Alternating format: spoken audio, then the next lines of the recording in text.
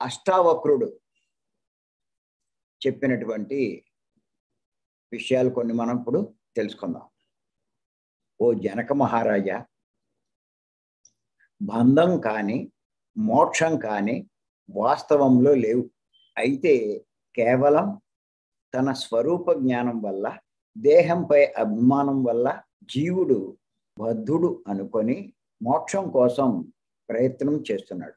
వాస్తవంగా జీవుడు నిత్యుడు, ముక్తుడు, అసంగుడు, శాంతుడై ఉన్నాడు. మళ్ళా ఇంకొకసారి చెప్తాను, చూడండి. ఓ జనక మహారాజా, బంధం కానీ మోక్షం కానీ వాస్తవంలో లేవు. అంటే దీని అర్థం ఏంటి? ఇప్పుడు మనం బంధంలోంచి బయటపడాలని చూస్తున్నాం, కానీ నిజంగా జీవుడికి బంధమే లేదు. ఆత్మకి బంధం ఏంటి చెప్పండి? ఆత్మకి మోక్షం ఏంటి చెప్పండి? ఆత్మే దైవమైనప్పుడు దైవానికి మోక్షం ఏంటి? వాస్తవంలో లేవు. నిజంగా చూస్తే లేవు అసలు.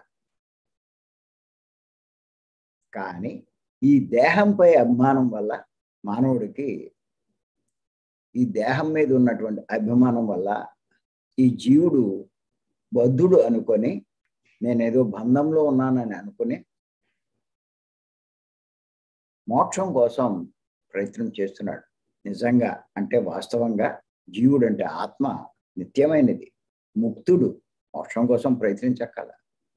అసంగుడు, వేటితోటి సంగం లేదు ఆత్మకి.